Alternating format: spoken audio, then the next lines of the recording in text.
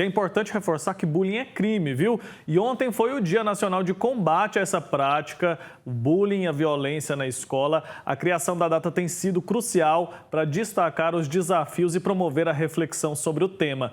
Eu vou conversar ao vivo sobre esse assunto agora com a coordenadora regional da Associação Nacional de Educação Católica do Brasil, a Tatiana Santana, que está conectada aqui com a gente. Bom dia, bem-vinda. Bom dia.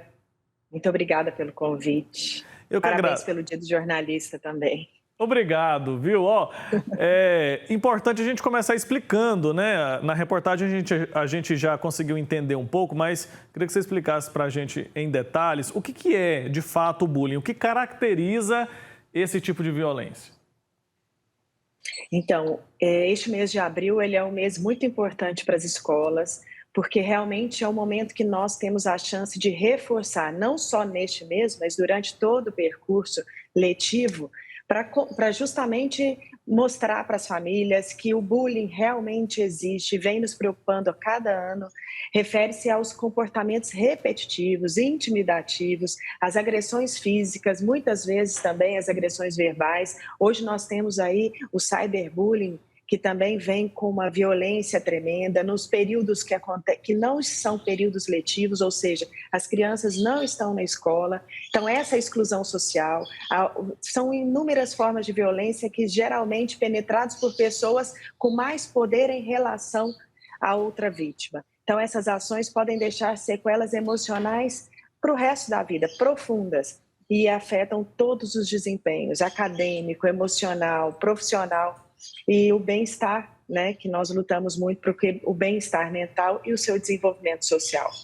O Brasil tem hoje legislação, né, para combater o bullying. Qual que é a situação do nosso país nessa tentativa de conter esse tipo de violência?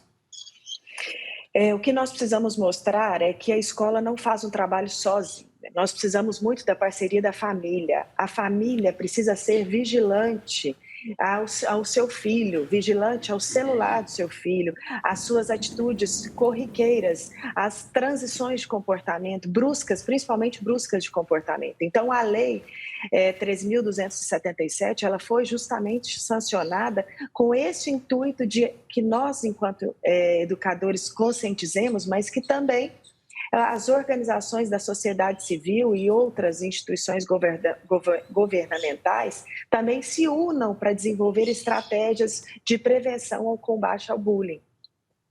Certo. E quais são as principais formas de praticar bullying hoje em dia? Essa prática acontece majoritariamente na escola ainda? E qual tipo de agressão costuma acontecer?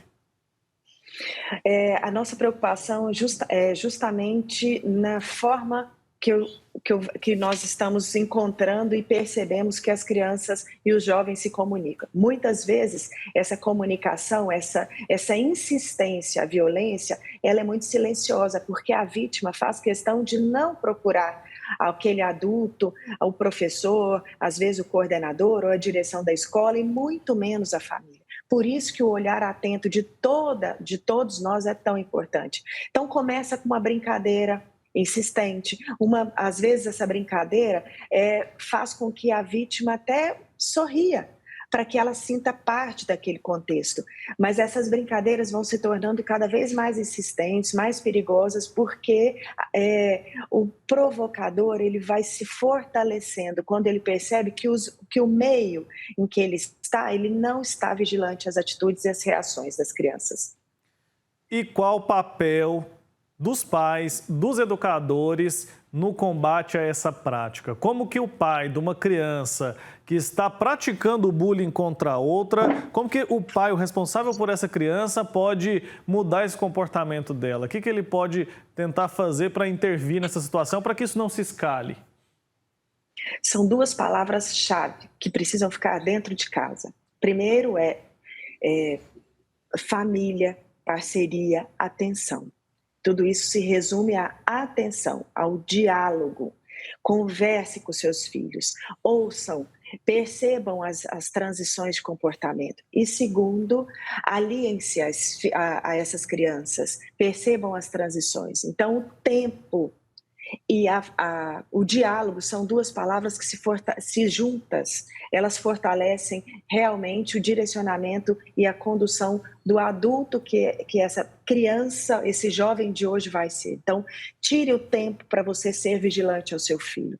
Observem, comunique, dialogue, deixe com que os nossos filhos falem da rotina, perguntem. Então, o diálogo e o tempo dispensado a essas crianças são duas palavras que realmente fecham essa preocupação que nós estamos vivendo nos dias de hoje. O Papa Francisco disse muito sabiamente que nas farmácias não vendem remédios contra o bullying. Os laboratórios ainda não conseguiram a forma. E o que nós precisamos fazer? A única maneira é o compartilhar, o conviver, o dialogar, o escutar o outro e ter tempo para caminhar junto com seus filhos. Ter tempo, porque é o tempo que é o momento mais importante que você cria e você realmente vai trazer e vai perceber que você pode, a criança, o jovem precisa ser orientado. Eles estão aí, as crianças e os jovens estão aí para errar mesmo. Nós que precisamos ser adultos preparados para fazer essas mediações, para que realmente consequências graves não ocorram e aí já foi tarde demais. Então nós precisamos preocupar com o antes, com a criação, com a fase da infância, com a fase da juventude, para que eles sejam adultos fortalecidos e adultos corrigidos. E que aprendam desde cedo, até pelo exemplo, também a respeitar o próximo. E essa dica que você trouxe aí sobre dedicar tempo, atenção a esses pequenos, vale também para quem é vítima do bullying, né? Não só para quem pratica esse tipo de ato. Sim, nós precisamos hoje formar os nossos professores regentes, formar e também líderes estudantis, representantes de classe, por isso que é tão importante o olhar da escola. Mas as crianças passam conosco de 4 a 5 horas e eles ficam dentro de casa 19, 18 horas. Por isso que é importante o professor estar atento e é importantíssimo também que as famílias estejam em atenção o tempo inteiro. E que essas campanhas de conscientização nunca cessem, porque vale ressaltar que a comunidade escolar ela envolvida nesses assuntos de discussão, de preocupação, ela evita consequências drásticas de uma causa que poderia ter sido sanada lá atrás.